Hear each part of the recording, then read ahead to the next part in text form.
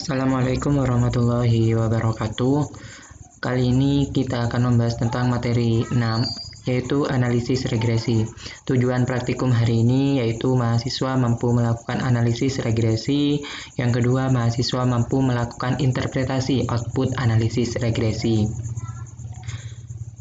Sebelumnya, analisis regresi itu digunakan atau tujuannya untuk mengetahui hubungan variabel dependen yang dipengaruhi atau variabel terikat dan variabel independen, variabel bebas. Kelebihan regresi dibandingkan analisis korelasi adalah dapat digunakan untuk memprediksi dan dapat memunculkan model untuk dapat digunakan dalam simulasi.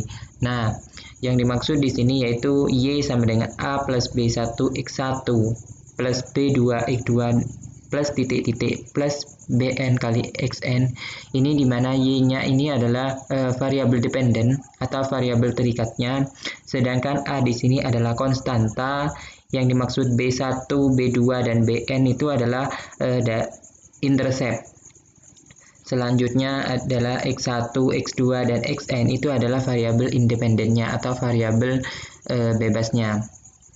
Dalam analisis regresi ini ada 3 poin penting yang perlu diperhatikan, yaitu uji kelayakan model atau koefisien determinasi yang ditunjukkan dengan nilai R kuadrat atau nilai R square. Nah, nilai R square ini menunjukkan seberapa layakkah model regresi yang digunakan dalam analisis. Semisal nanti teman-teman dalam R square-nya melebihi dari 50%, maka model regresi itu dikatakan bagus atau layak. Sedangkan jika nilai R square di bawah 50%, itu menunjukkan bahwa model regresi ini tidak layak atau tidak bagus. Selanjutnya yaitu uji regresi simultan. Uji regresi simultan ini artinya uji secara bersama-sama yang ditunjukkan dengan nilai F hitung. Nilai ini menjelaskan bagaimana pengaruh variabel-variabel independen secara bersama-sama terhadap variabel dependen. Yang ketiga yaitu uji regresi parsial atau uji regresi secara terpisah yang ditunjukkan dengan nilai T hitung. Nilai ini menjelaskan bagaimana pengaruh variabel-variabel independen secara terpisah terhadap variabel dependen. Perbedaan regresi secara simultan dan regresi parsial itu bedanya uji regresi simultan itu melihat nilai F hitungnya di tabel ANOVA, sedangkan nilai regresi secara parsial atau terpisah itu melihat nilai T hitungnya atau pada tabel koefisien nantinya. Langsung saja ke contoh soal, yaitu perusahaan keripik sedang melakukan penelitian kinerja karyawannya terkait faktor-faktor yang berpengaruh terhadap kinerja karyawannya. Nah, kinerja karyawannya di sini yaitu variabel dependen atau variabel terikatnya. Sedangkan variabel independennya yaitu diklat, uang makan, dan motivasi. Ada 3 variabel independen dalam studi kasus atau contoh soal hari ini. Di sini ada 48 data atau N-nya itu sama dengan 48. Langsung ke contoh soal. Sebelum menginput data, kita terlebih dahulu akan membuat hipotesis yang dimana terdiri dari H0 dan H1. H0 kata kuncinya yaitu tidak terdapat pengaruh yang signifikan variabel diklat, uang makan, dan motivasi secara simultan maupun parsial terhadap kinerja karyawan perusahaan tahu Condromowo.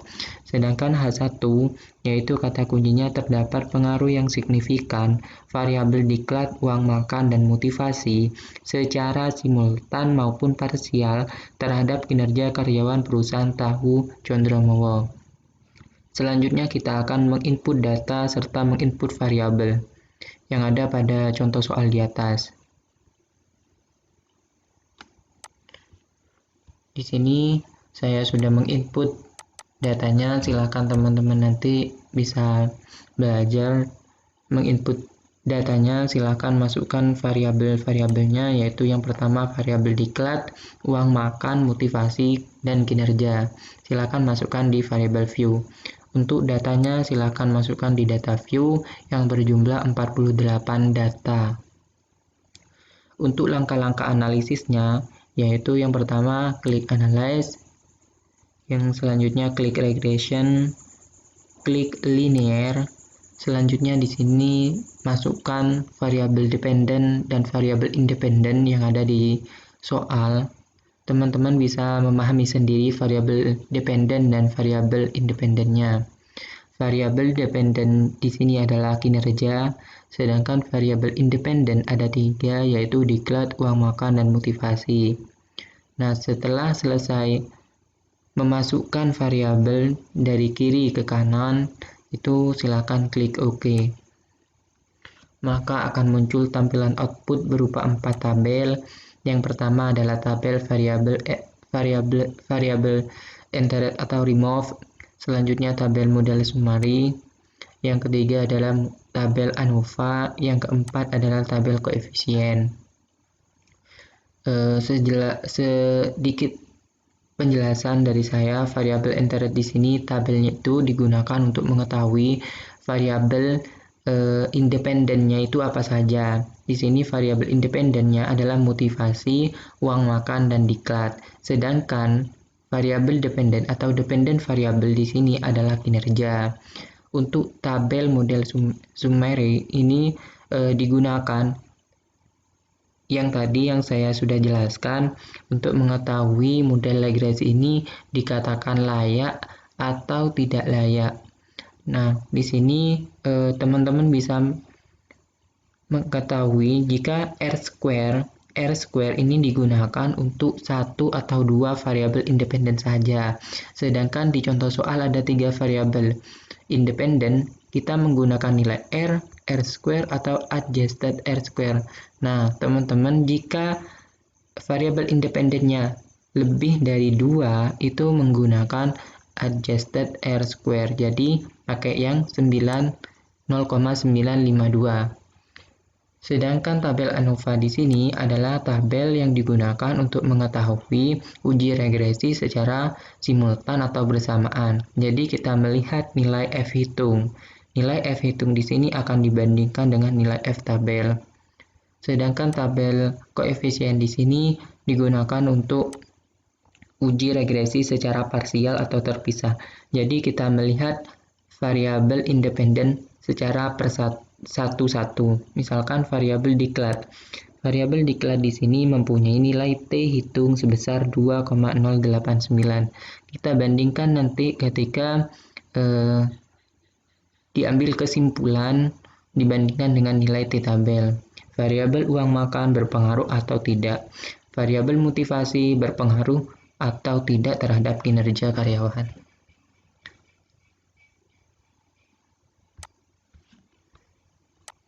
Selanjutnya yaitu interpretasi.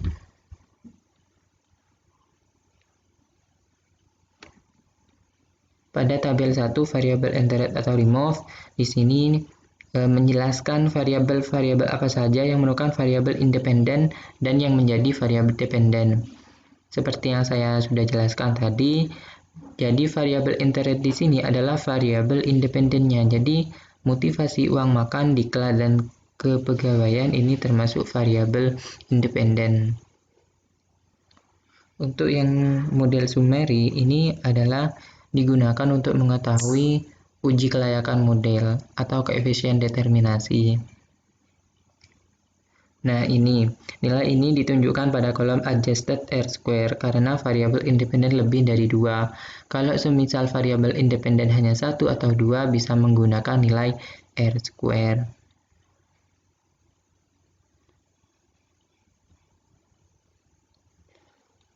Jadi interpretasinya seperti ini.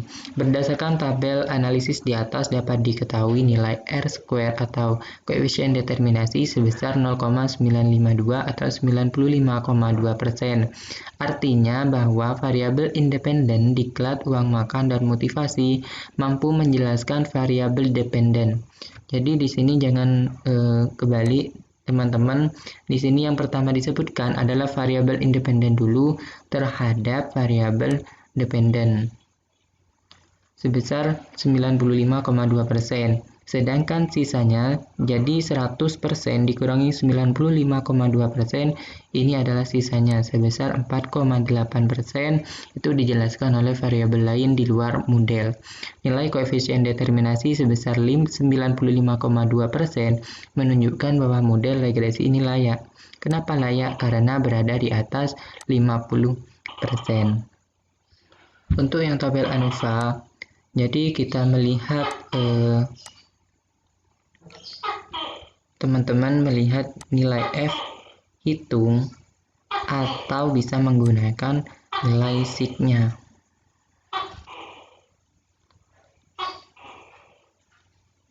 Hipotesis dari tabel ANOVA yaitu tidak terdapat pengaruh yang signifikan variabel diklat, uang makan, dan motivasi secara simultan atau bersama-sama terhadap kinerja karyawan perusahaan tahu.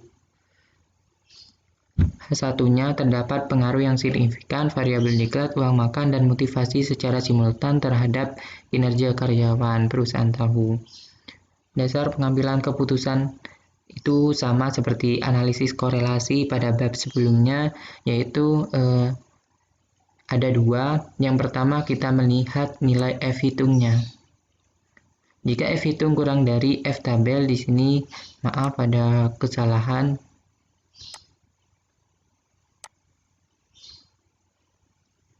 Jadi di sini adalah melihat F hitung dan nilai F tabelnya. Jadi dibandingkan, jika nilai F hitung lebih besar dari F tabel, maka H1 diterima. Serta dasar pengambilan keputusan 2, bila nilai signifikansinya lebih besar dari 0,05, maka H0 diterima. Sedangkan jika nilai signifikansinya kurang dari 0,05, maka H1 diterima. Keputusannya, berdasarkan dasar pengambilan keputusan 1, diketahui bahwa nilai F hitung adalah sebesar 308,409 lebih besar dari F tabel. DF 344 alfa atau derajat kebebasan sama dengan 5%, 2,816, sehingga F hitungnya lebih besar dari F tabel, sehingga satunya diterima.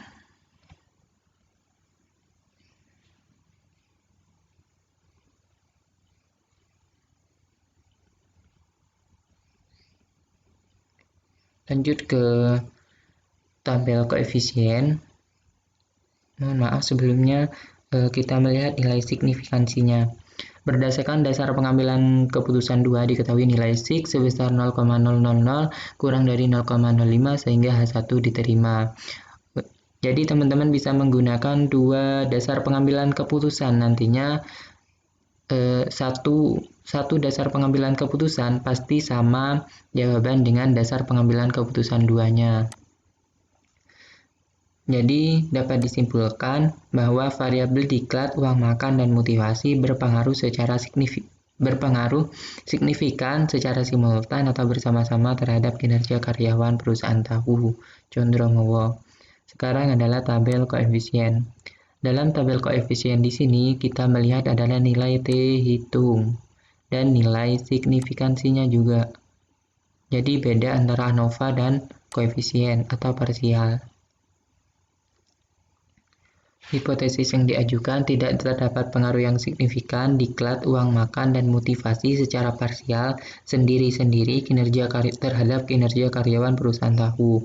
H1-nya terdapat pengaruh yang signifikan variabel diklat, uang makan, dan motivasi secara parsial sendiri-sendiri kinerja karyawan perusahaan tahu Condromowo. Dasar pengambilan keputusannya kita melihat nilai T hitung. Jika T hitung kurang dari T tabel, maka H0 diterima. Jika nilai T hitung lebih besar dari T tabel, maka H1 diterima. Dasar pengambilan keputusan 2, jika sig lebih besar dari 0,05, maka H0 diterima. Bila nilai sig kurang dari 0,05, maka H1 diterima. Nah, ini adalah secara garis besar disimpulkan itu variabel declared memiliki nilai T hitung sebesar 2,089 dibandingkan dengan nilai T tabel yaitu 2,011, sedangkan nilai sig-nya 0,043. Nah, dari sini dapat diketahui T hitung lebih besar daripada T tabel sehingga menerima H1. Uang makan itu nilai T hitungnya 2,017 dibandingkan dengan T tabel 2,011 lebih besar T hitung. Dapat disimpulkan maka menerima H1. Sedangkan motivasi di sini nilainya 7,458 lebih besar dari T tabel sehingga keputusannya menerima H1. Nah, kesimpulannya itu dibedakan sendiri-sendiri per variabel. Variabel declared berpengaruh signifikan secara parsial terhadap kinerja karyawan perusahaan tahu. Variabel uang makan berpengaruh signifikan secara parsial terhadap kinerja karyawan perusahaan tahu. Serta variabel motivasi berpengaruh signifikan secara parsial terhadap kinerja karyawan perusahaan tahu.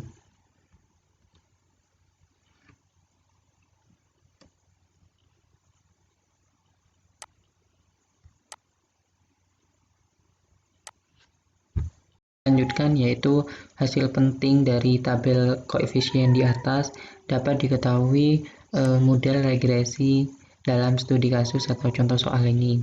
Model regresi yang disusun adalah hanya untuk variabel yang menunjukkan pengaruh yang signifikan. Jadi kata kuncinya adalah model regresi yang disusun itu hanya untuk variabel yang menunjukkan pengaruh yang signifikan. Pada analisis ini diperoleh hasil bahwa semua variabel independen diklat uang makan dan motivasi memiliki pengaruh yang signifikan terhadap kinerja atau variabel dependen. Model regresi atau persamaan model regresi yang dapat disusun berdasarkan ketemuan analisis ini adalah Y sama dengan 0,145 ditambah 0,219 X1 ditambah 0,194 X2 ditambah 0,6223 X3. Nah, nilai 0,145, 0,219 serta nilai 0,194 ini diperoleh dari tabel koefisien. Teman-teman bisa melihat tabel koefisien di sini. Nilai tersebut diperoleh dari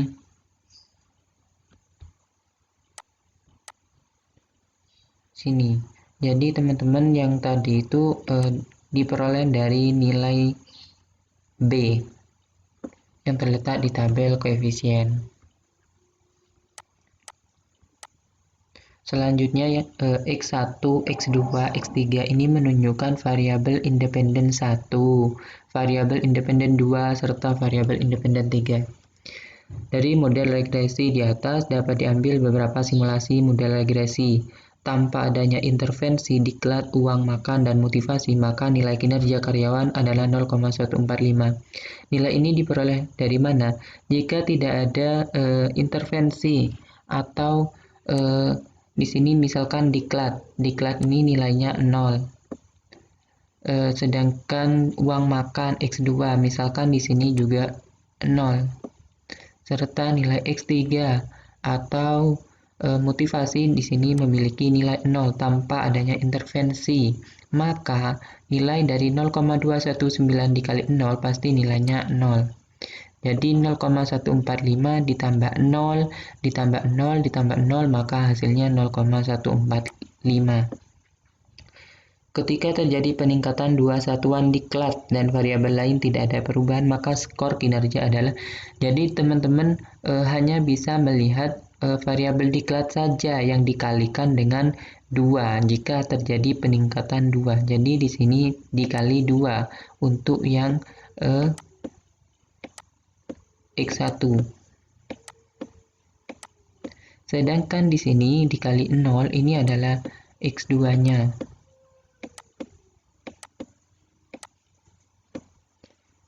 Dan di sini adalah X3.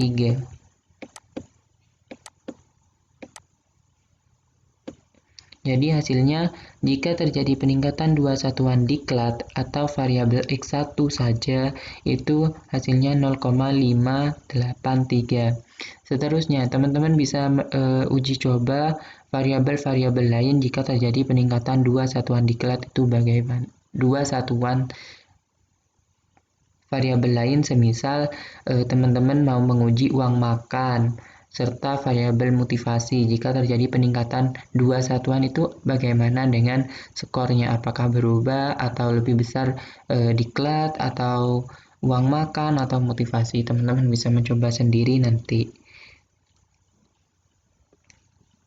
Melalui analisis regresi ini diperoleh nilai sumbangan efektif yang dapat diberikan masing-masing variabel independen terhadap variabel dependen.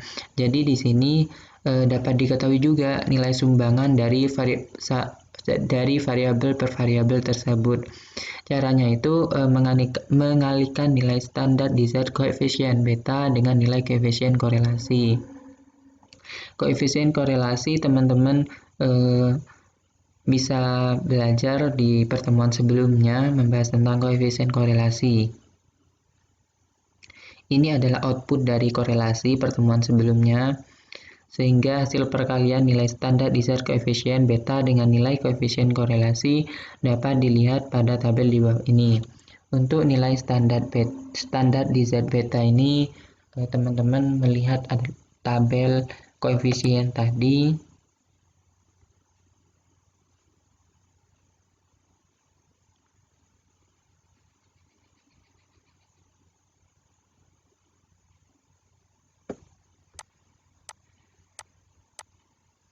Dalam tabel koefisien dapat diketahui ini adalah nilai standar di Z betanya. Jadi nilai di sini diklat, kepegawai diklat, uang makan dan motivasi ini silakan masukkan di tabel sebelumnya. Mohon maaf, tabel yang untuk mengetahui sumbangan efektif.